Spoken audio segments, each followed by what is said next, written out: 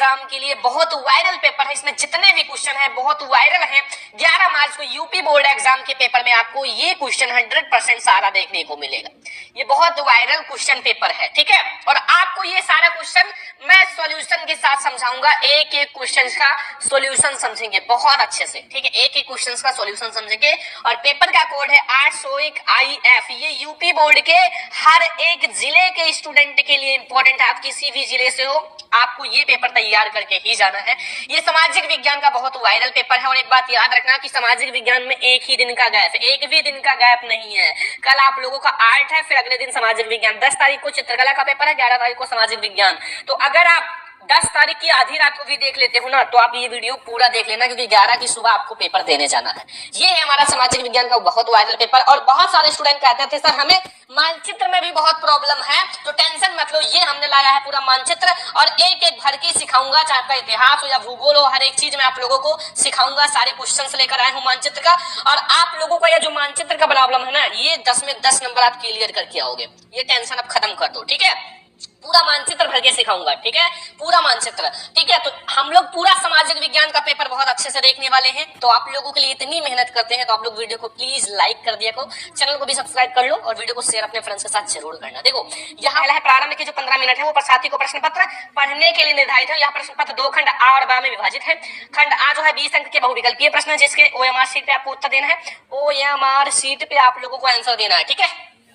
और खंड बा जो है वो 50 अंक का है। और इसमें लघु उत्तरीय, दीर्घ उत्तरीय, मानचित्र संबंधित प्रश्न है। ये सब आपका क्लियर हो जाएगा। ये 50 अंक जो है ना, इसमें 10 अंक जो आपका ये मानचित्र वाला है, चुटकियों में सीख जाओगे। लिखा कौन सा प्रश्न 1 अंक का है, कौन सा 4 अंक का है, कौन सा 6 अंक का है, कौन सा 2 अंक का है, ये सब क्वेश्चन के सामने लिखा हुआ है, ठीक है। तो सारा आप लोगों को बहुत अच्छे से समझाएंगे। सबसे पहले हम लोग ऑब्जेक्टिव क्वेश्चन की ओर आते हैं। जो जितने भी ऑब्जेक्टिव क्वेश्चन है पूरा आपको तैयार करके ही जाना है, ठीक है। एक ही क्वेश्चन छोड़कर नहीं आना है। खंड आ, खंड आ जो है वो हमारा बहुविकल्पीय प्रश्न है। 20 में 20 अंक आप लोगों को लाना है।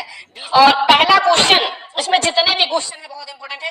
जर्मनी का एकीकरण का श्रेय किसे दिया जाता है? 1 नंबर का ऑब्जेक्टिव है। ऑटो वन बिस्मार्क को, काइजर विलियम प्रथम को, या हिटलर को, या मैक्सिनी को। तो इसमें जो आपका राइट ऑप्शन है वो है ऑटो वन बिस्मार्क को दिया जाता है, जो जर्मनी का एकीकरण का श्रेय ऑटो वन बिस्मार्क को, ठीक है। नेक्स्ट क्वेश्चन आ जाओ कि यहाँ दूसरा जो क्वेश्चन है वो है यंग इटली सोसाइटी का संस्थापक कौन था? एक एक नंबर का ऑब्जेक्टिव क्लियर करते चलो। गैरीबाल्डी था, या बिस्मार्क था, या काबूर था, या फिर हमारा मैथ्सनी था? तो मैथ्सनी जो है वो था हमारा यंग इटली सोसाइटी का संस्थापक। कौन था? मैथ्सनी। ओके, अगला question my dear student, question number 3 है कि भारत आने पर गांधी जी ने अपना सबसे पहला सत्याग्रह आंदोलन कौन सा था? बारडोली सत्याग्रह या खेरा सत्याग्रह? यहाँ आ जाओ, ऑप्शन यहाँ का है चंपारण जो है सत्याग्रह आंदोलन, या अहमदाबाद सत्याग्रह। तो इसमें जो हमारा राइट आंसर है वो कौन सा है? वो है माय डियर स्टूडेंट चंपारण सत्याग्रह आंदोलन। नंबर क्वेश्चन है जमीन को उपजाऊ बनाकर गेहूं का कपास खेती है तो कैनाल कॉलोनी कहाँ बसाई गई? तो ये ऑप्शन आपके गुजरात में, या फिर आपका उत्तर प्रदेश, या पंजाब में, या उड़ीसा में, कहाँ बसाई गई थी? बताओ जल्दी से। राइट आंसर है पंजाब में, ठीक है। पंजाब में हमारा करेक्ट है, यानी कि सी वाला ऑप्शन। और ये आप 70 में 70 सामाजिक विज्ञान का पेपर करके जाओ, ठीक है। मैं गारंटी लेता हूं कि आपको टॉपर बनने से कोई नहीं रोक सकता, कुछ बच जाएगा, ठीक है। 5 नंबर क्वेश्चन है एक मजदूरी की भर्ती करने के लिए उद्योगपतियों द्वारा रखे गए जावर के बारे में सत्य कहा था।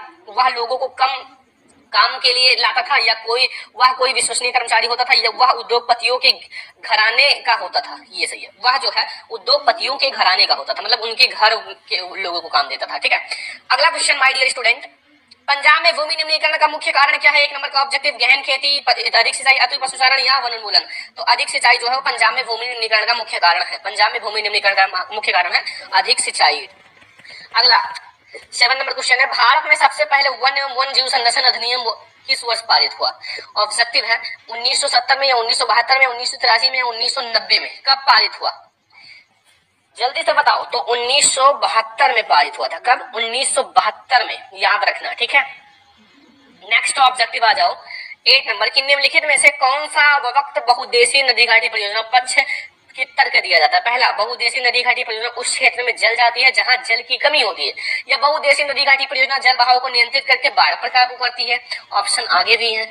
सी वाला ऑप्शन है कि बहुउद्देशीय नदी घाटी परियोजना से वृहद स्तर पर विस्थापन होता है, आजीविका खत्म हो जाती है। बहुउद्देशीय नदी घाटी परियोजना हमारे उद्योग और घरों की विद्युत पैदा करती है। तो क्या सही है? जो बहुउद्देशीय नदी घाटी परियोजना है वो मतलब ये वाला सी वाला ऑप्शन सही है। ध्यान रखना कि वृहद स्तर पर विस्थापित होता है और आजीविका खत्म हो जाती है। नेक्स्ट ऑब्जेक्टिव आ जाओ, ठीक है। अगला ऑब्जेक्टिव है कि इसमें से कौन सा रबी की फसल है। एक नंबर का है चावल, मोटे अनाज, चना या काला चना, कपास। तो इसमें से जो मोटे चना व काला चना है वो एक रबी की फसल है। सी वाला ऑप्शन सही है, ठीक है। बात याद रखना कि पेपर देकर आना और बैठ जाना, एक एक क्वेश्चन को मिला लेना, ठीक है। एक एक क्वेश्चन को मिला लेना। देखो अगला 10 नंबर, झारखंड में स्थित कोडरमा किस खनिज का अग्रणी उत्पादक है। तांबा, अर्वरक, सोना या लौह अयस्क। तो किस चीज का अग्रणी उत्पादक है माय डियर स्टूडेंट, तो वो जो है अर्वरक का अग्रणी उत्पादक है। किस चीज का, अर्वरक का, ठीक है। याद रखना अर्वरक का अग्रणी उत्पादक है झारखंड में स्थित कोडरमा। अगला question my dear student, Belgium की सामुदायिक सरकार में निम्नलिखित में से किसके मध्य सत्ता की साझेदारी। एक नंबर, विभिन्न सामाजिक समूहों के मध्य, शासन के विभिन्न अंगों के मध्य, केंद्र और राज्य सरकार के मध्य, या राज्य सरकार और सामुदायिक सरकार के मध्य। तो जल्दी से बताओ। क्वेश्चन नंबर 11, विभिन्न जो है सामाजिक समूहों के मध्य, ठीक है, सही है ए वाला ऑप्शन। 12 नंबर क्वेश्चन निम्नलिखित में से कौन सा संघीय सूची का विषय है। रक्षा, कृषि, व्यापार या शिक्षा। तो संघीय सूची का विषय जो है वो हमारा रक्षा है, रक्षा, ठीक है। रक्षा जो है वो संघीय सूची का विषय है। नेक्स्ट हमारा 13 नंबर क्वेश्चन है कि धर्मनिरपेक्ष राज्य है, धर्म का कोई स्थान नहीं, एक राष्ट्र एक धर्म के विश्वास, केवल बहुसंख्यक वर्ग के धर्म की मान्यता, सभी धर्मों को समान समझना। तो सभी धर्मों को समान समझना हमारा धर्मनिरपेक्ष राज्य में आता है, ठीक है। तो ये हमारा हो गया 13 ऑब्जेक्टिव, और 13 में 13 आप लोगों को समझ में आ गया होगा, क्योंकि हमें बोर्ड एग्जाम में एक भी नंबर छोड़कर नहीं आना है। अगर आप ये सोचो कि एक नंबर छोड़ देंगे तो क्या होगा, एक नंबर छोड़ दोगे राइटिंग का कट जाएगा, कुछ आपका इधर उधर से कट के 90 नंबर पे आ जाओगे, ठीक है। इसलिए राइटिंग से लिखना और एक भी नंबर छोड़कर नहीं आना, फिर देखना आप 95 लाओगे बोर्ड एग्जाम में। अगला, भारत कम्युनिस्ट पार्टी का विचारधारा क्या है। मार्क्सवाद, लेनिनवाद में विश्वास, या फिर धर्मनिरपेक्षता और लोकतंत्र का समर्थन, सामान्य साम्राज्यवाद और सांप्रदायिकता का विरोधी, या फिर उपयुक्त में से सभी। 14 नंबर क्वेश्चन, जल्दी से बताओ। तो में से सभी।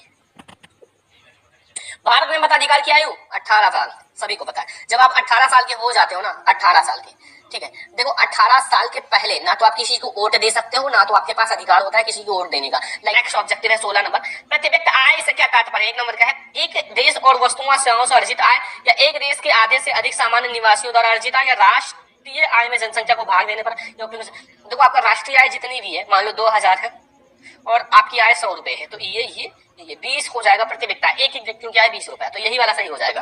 कौन सा, राष्ट्रीय आय में जनसंख्या से भाग देने पर प्राप्त है, ठीक है। दा वाला ऑप्शन हमारा सही है क्वेश्चन नंबर 16 का। क्वेश्चन नंबर 17 है, सार्वजनिक और निजी क्षेत्र के आधार पर विभाजित है। रोजगार की शर्तें, आर्थिक गतिविधियों के स्वभाव, उद्यमों स्वामित्व, उद्गम में नियोजित श्रमिकों की संख्या। तो उद्गमों में स्वामित्व हमारा सही है, गा वाला ऑप्शन, ठीक है। 18 नंबर क्वेश्चन हमारे देश में मुद्रा का निर्गम किसके द्वारा होता है। वित्त मंत्रालय, भारतीय state bank of India, Bharat सरकार, या रिजर्व बैंक ऑफ इंडिया। तो इसमें कौन सा सही है, जल्दी से बताओ। रिजर्व बैंक ऑफ इंडिया, हमारा भारतीय रिजर्व बैंक ऑफ इंडिया सही है, भारतीय रिजर्व बैंक ऑफ इंडिया, ठीक है। अब हम लोग आते हैं क्वेश्चन नंबर 19 पे, और विश्व के देशों में बहुराष्ट्रीय कंपनियों द्वारा निवेश में सबसे अधिक सामान्य मार्ग है। नए कारखाने की स्थापना, स्थानीय कंपनियों को खरीद लेना, या फिर स्थानीय कंपनियों से साझेदारी, या ऑप्शन नंबर हमारा उपयुक्त में से कोई नहीं।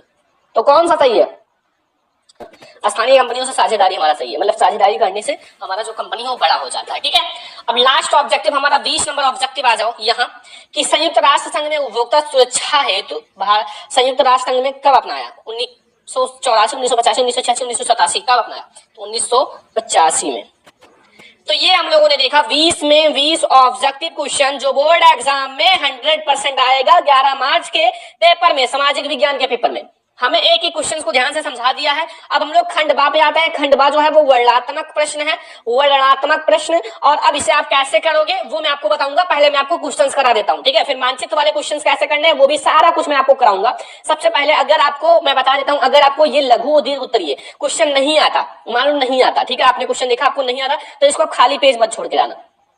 आपको उससे रिलेटेड आपको 2 पेज आपको लिखना है, चाहे आपका लघु हो या दीर्घ हो, 2 पेज, दीर्घ 3 पेज लिख देना, उससे रिलेटेड लिख देना, चैप्टर से रिलेटेड लिख देना, लेकिन खाली पेज मत छोड़कर आना। मैं गारंटी देता हूँ 5 में 5 नंबर का है तो 4 नंबर आपको देकर जाएगा। पहला क्वेश्चन बहुत इंपॉर्टेंट, बोर्ड एग्जाम के लिए ये पेपर पूरा समझ कर जाओ, वेरी इंपॉर्टेंट है। यूरोप में राष्ट्र के विचार के निर्माण में संस्कृति ने किस प्रकार महत्वपूर्ण भूमिका निभाई और उदाहरण से समझाइए। ये बहुत इंपॉर्टेंट है बोर्ड एग्जाम के लिए। देखो यूरोप में राष्ट्रवाद हुआ था, राष्ट्र के विचार के लिए आप संस्कृति ने किस प्रकार से महत्वपूर्ण भूमिका निभाई, ठीक है। 8वां नहीं आता तो ये वाला करो, जर्मनी के एकीकरण के बारे में आप संक्षिप्त में वर्णन करो। तो जर्मनी के एकीकरण के बारे में तो आप इन दोनों में से कोई एक आपको करना है, चाहे आप यूरोप में राष्ट्र के विचार के निर्माण में संस्कृति किस प्रकार महत्वपूर्ण है, या फिर आप जर्मनी का एकीकरण। ये 4 नंबर आपको देकर जाएगा माय डियर स्टूडेंट, 4 में 4 नंबर, ठीक है। अब आप लोगों को शायद कोई दिक्कत नहीं होगा, ठीक है, आप लोगों को दिक्कत नहीं होना चाहिए। बस आप लोग क्या करना, एक स्केल लेना और एक तरफ आप अंडरलाइन करना और आप प्रश्नोत्तर संख्या डालना, ठीक है। जो भी प्रश्नोत्तर संख्या है खंडवा प्रश्नोत्तर संख्या डाल देना और अच्छे से लिखने शुरू कर देना, ठीक है। बस मैं आपको पूरा सॉल्यूशन अभी बताऊंगा, पहले देख लो ये 4 नंबर। अब ये वाला देखो, दूसरा क्वेश्चन, संघवाद क्या है और इसकी प्रमुख विशेषताएं क्या है। 4 नंबर मिलेगा। संघवाद के बारे में बताना कि संघवाद है क्या और उसकी प्रमुख विशेषताएं। अथवा नहीं आता तो राजनीतिक दलों की क्या चुनौतियां, किन्हीं दो को स्पष्ट कीजिए, 4 नंबर। तो इन दोनों में से कोई एक करना है, 4 नंबर मिलेगा। बोर्ड एग्जाम की कॉपी में आप लिख कर आओ अच्छे से, आपको 4 नंबर दिया जाएगा, ठीक है। नहीं है क्योंकि 11 मार्च के पेपर के लिए ये इतना ज्यादा इंपॉर्टेंट है माय डियर स्टूडेंट, जिसका आप इमेजिन नहीं कर सकते, ठीक है। और अगला आ जाओ माय डियर स्टूडेंट। तीसरा नंबर क्वेश्चन है, प्रौद्योगिकी और आर्थिक विकास के कारण संसाधनों का अधिक उपयोग कैसे हुआ। ये भी 4 नंबर का है। अगर नहीं आता तो आपके पास चॉइस है, लेकिन प्रौद्योगिकी और आर्थिक विकास के कारण संसाधन जो होते हैं उसका अधिक उपयोग कैसे हुआ। और अथवा निम्नलिखित में 30 अंतर लिखिए। 4 नंबर का 30 अंतर। पहला, लौह और अलौह खनिज। लौह और अलौह खनिज में आपको 2 नंबर मिलेगा और अगर परंपरागत और गैर परंपरागत में एक कर दिए दोनों तो ये 2 नंबर, यानी ये 4 नंबर आपको मिल जाएगा। 30 शब्दों में लिखना है, ठीक है। तो लोहा के बारे में लिख दो, अलोहा के बारे में लिख दो। नहीं आता तो, ठीक है। और आप लोग सामाजिक विज्ञान में नहीं आता तो प्लीज लिख कर आना, ठीक है, कुछ भी लिख कर आना, खाली पेज मत छोड़ कर आना, क्योंकि something is better than nothing. No, कुछ ना करने से अच्छा कुछ करके आओ, ठीक है। और अगर आप लोगों को सामाजिक विज्ञान में पास होने का ट्रिक चाहिए तो कमेंट कर देना, कमेंट कर देना। मैं आप लोगों को ऐसी ट्रिक बताऊंगा ना कि कोई नहीं बताया होगा। वो कमेंट, आप लोगों का एक कमेंट मुझे 10 गुना मोटिवेट करता है, एक लाइक हमें 15 गुना मोटिवेट करता है। अगर आप चैनल को सब्सक्राइब करते हो मैं 50 गुना मोटिवेट करता है, ठीक है। अगर आप वीडियो को शेयर करते हो तो 30 गुना मोटिवेट करता है। अगर आप सारा करते हो तो 200 गुना में मोटिवेट हो जाता हूँ। Like share comment subscribe. तो प्लीज मुझे मोटिवेट करो, मुझे एनर्जी दो, ये सब आप लोगों के हाथ में है। जितना ज्यादा लाइक करोगे शेयर करोगे उतना ज्यादा मुझे अच्छा लगता है। आर्थिक क्रियाओं से आप क्या समझते हैं, प्रमुख आर्थिक क्रियाओं का वर्णन करो। आर्थिक क्रियाएं आपकी 3 होती हैं, फर्स्ट, सेकेंड, थर्ड। प्राथमिक आर्थिक क्रियाएं, प्राथमिक, द्वितीयक आर्थिक क्रियाएं और तृतीयक आर्थिक क्रियाएं। 3 आर्थिक क्रियाएं होती हैं, ठीक है। तीनों को आपको समझाना है। अब नहीं आता तो अथवा लगा हुआ है। औपचारिक तथा अनौपचारिक ऋण से क्या अंतर है, ठीक है। अब 5वां क्वेश्चन है, फ्रांस की क्रांति कब हुई, उसका मुख्य कारण क्या क्या था। क्रांति 6 नंबर का है, 6 नंबर का। फ्रांस की क्रांति 6 नंबर का। पहले आपको बताओ फ्रांस की क्रांति कब हुई, कैसे हुआ, कुछ थोड़ा सा बताओगे, फिर कारण आपको 4 से 5 कारण डिस्कस करने हैं। आखिर फ्रांस की क्रांति के 4 से 5 कारण भी डिस्कस करो, ठीक है। तो ये आप करो, 6 नंबर मिल जाएगा। नहीं आता तो अथवा भी लगा हुआ है। अथवा यहाँ देख लो, ईस्ट इंडिया कंपनी ने भारतीय बुनकरों से सूती और रेशमी कपड़ों की अनियमित आपूर्ति सुनिश्चित कैसे करी, करने के लिए क्या किया। तो ये भी आपका 6 नंबर का, मतलब दोनों में से कोई एक करना है। और लॉन्ग क्वेश्चन आपको पेज यानी कि 3 पेज लिखना है, पेज यानी कि 3 पेज, और लघु उत्तरीय 2 पेज, और मानचित्र वाले तो अभी 10 में 10 नंबर में आपका क्लियर करा दूंगा, ठीक है, उसका टेंशन मत लो। अब 6वां क्वेश्चन है, लोकतंत्र में राजनीतिक दलों की आवश्यकता क्यों पड़ती है और इसके किन्हीं 4 कार्यों को उल्लेख करो। जो लोकतंत्र है उसमें राजनीतिक दलों की आवश्यकता क्यों पड़ती है, ठीक है, और किन्हीं 4 कार्य, जो कार्य है ना, 4 कार्य उसका उल्लेख करना है, बताना है 4 ऐसे कार्य जो राजनीतिक दल से रिलेटेड है। ये भी 6 ही नंबर का है। अब अगर नहीं आता तो ये करो, लोकतंत्र उत्तरदायी, पारदर्शी, वैध शासन की व्यवस्था देता है, इस कथन की व्याख्या कीजिए। तो इन दोनों में से कोई एक आपको करना है। ये नागरिक शास्त्र के क्वेश्चन हैं और अगर आपने कर दिया तो आपको 6 नंबर मिल जाएगा, ठीक है। और 6 नंबर बहुत ज्यादा होते हैं, आपका परसेंटेज ज्यादा करने के लिए पूरा 1% आपको मिलेगा। 6 नंबर का पूर्णांक होता है और 600 नंबर का अगर 1% निकालोगे तो यहाँ से आपका 6 नंबर आएगा, 6 नंबर, और 6 नंबर आपको मिल जाएगा, ठीक है। 7वां क्वेश्चन, मृदा पर्दन से क्या अर्थ है और मृदा पर्दन भूमि पर पड़ने वाले प्रभाव का वर्णन करो। मृदा पर्दन से पड़ने वाले भूमि पर प्रभाव का वर्णन करो, ये वेरी इंपॉर्टेंट है। मृदा पर्दन आपके भूगोल का एक बहुत इंपॉर्टेंट टॉपिक है, जल्दी से तैयार करो। 8वां आप ये वाला करो, भारत में पाई जाने वाले मोटे अनाज का उल्लेख करो। भारत में पाई जाने वाली जो मोटे अनाज है उसका उल्लेख करो और इनकी पैदावार बढ़ाने के लिए क्या उपाय किया जा सकता है, किन्हीं 2 का उल्लेख करो, ठीक है। तो इसकी पैदावार कैसे बढ़ा सकते हैं उसके बारे में आप थोड़ा सा बताओ। ये दोनों में से कोई एक करना। फिर अगला आ जाओ, संगठित क्षेत्र के श्रमिक सामाजिक भेदभाव के शिकार के किन्हीं 3 कारण लिखो। ये 6 नंबर का है।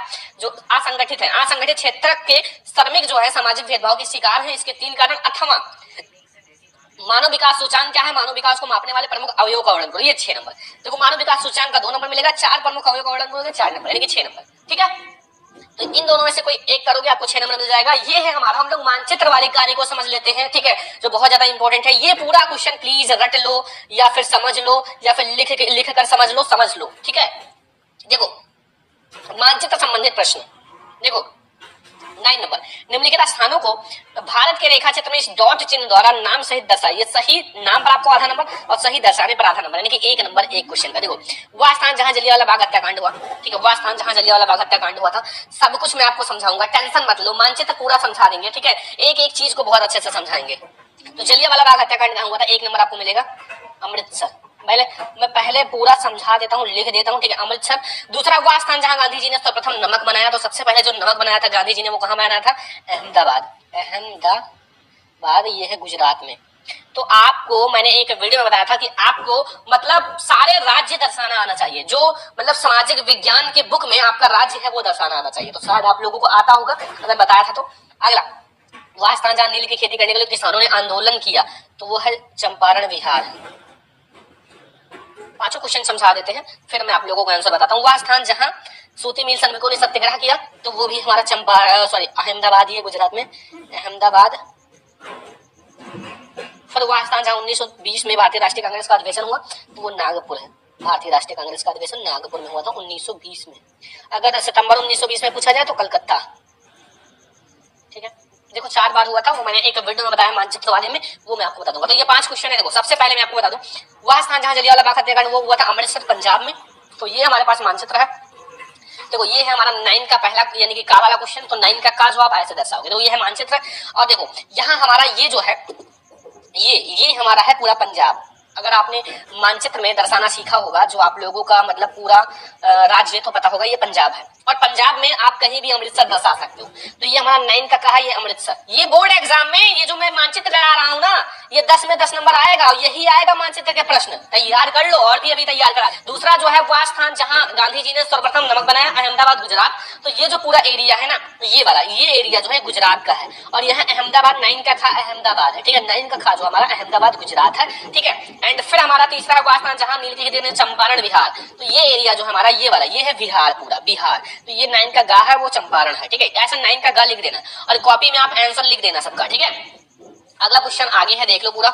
यहाँ वह स्थान जहां 1930 में, तो वो भी हमारा अहमदाबाद गुजरात। तो 9 का घा भी अहमदाबाद गुजरात है। वह स्थान जहां 1920 में भारतीय राष्ट्रीय कांग्रेस का अधिवेशन हुआ, तो वो नागपुर में हुआ था। तो यहाँ नागपुर है ये, ठीक है, नागपुर 9 का अंगा। तो ये हम लोगों ने 5 में 5 क्वेश्चन देख लिए, ठीक है। सही नाम भी बता दिया, सही मानचित्र में भी दर्शा दिया। तो ये 5 में 5 नंबर क्लियर ना, कोई दिक्कत कोई कंफ्यूजन नहीं है ना। अब अगर आप लोगों से देखो ध्यान से समझो, अब इसमें अगर पूछा जाए लखनऊ कहाँ है, अगर आपसे पूछ ले कि उत्तर प्रदेश की राजधानी लखनऊ, तो अगर आपको पता उत्तर प्रदेश कहाँ है, ये है पूरा एरिया उत्तर प्रदेश। तो यहाँ आप कहीं भी ऐसे डॉट चिन्ह लिख के लखनऊ लिख सकते हो, ठीक है। अगर आपसे पूछा जाए नागपुर, तो नागपुर तो यही है। अगर आपसे पूछा जाए मद्रास कहाँ है, तो मद्रास यहाँ नीचे होता है, यहाँ, ठीक है। अगर आप लोगों से पूछा जाए कलकत्ता, तो कलकत्ता हमारा यहाँ होता है, ये वाला यहाँ, ठीक है, जहाँ 1920 में भारतीय राष्ट्रीय कांग्रेस का अधिवेशन हुआ था। तो ऐसे आप लोग थोड़ा सा प्रैक्टिस करना। तो ये आपका 5 नंबर क्लियर ना। अब 5 नंबर और भी तो हमें क्लियर करना है यहाँ से। भारत में मानचित्र देखो, पहला पश्चिम बंगाल का एक उद्यान चिन्हद्वारा नाम से। तो पश्चिम बंगाल का जो एक उद्यान है चिन्हद्वारा नाम से, वो कौन सा है, जल्दी से बताओ। चिन्ह भी रहेगा और चिन्ह इसमें नहीं है तो चिन्ह आप लोगों को कुछ ना कुछ दिया रहेगा, ठीक है। तो पहला जो है वो हमारा लाइकेज ये वाला चिन्ह ले लो, ठीक है। तो वो है हमारा सुंदरवन राष्ट्रीय पार्क। तो इधर मैं आप लोगों का लिख देता हूँ सुंदरवन, 1 नंबर आपको मिल जाएगा। नदी पर बना बांध कौन सा है, चिन्ह आप लोग कोई सा भी ले सकते हो, चिन्ह ये वाला ले लो, वो है हमारा सरदार सरोवर बांध।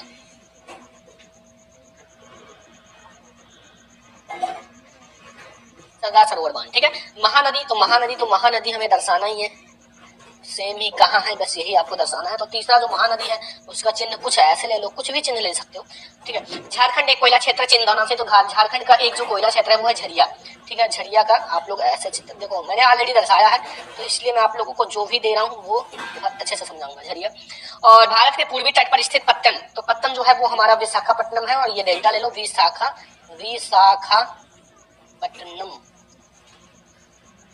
ठीक है। ये हो गया हमारा 5 क्वेश्चन। अब आप लोग मानचित्र में समझते हैं। देखो ये है हमारा दूसरा मानचित्र।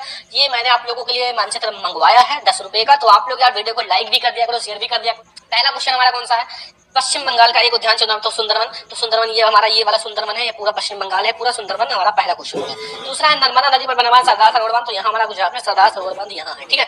एंड फिर हमारा महानदी चिंदौनम से, तो यहाँ महानदी हमारा है और ये चिन्ह है, देख लो ऊपर चिन्ह है ऐसे सांप की तरह। फिर हमारा है झारखंड में स्थित क्षेत्र कोडरमा, यानी कि हमारा क्षेत्र जो झरिया है, तो ये हमारा झरिया है यहाँ और ये चिन्ह है, देख लो, और ये Jharia. Question number 4। 5 number Bharat के पूर्वी तट पर स्थित एक पत्तन, तो विशाखापट्टनम, जो कि यहाँ है, विशाखापट्टनम डेल्टा है, विशाखापट्टनम। 5 क्वेश्चन, तो ये भी 5 क्वेश्चन मैंने आप लोगों को करा दिया।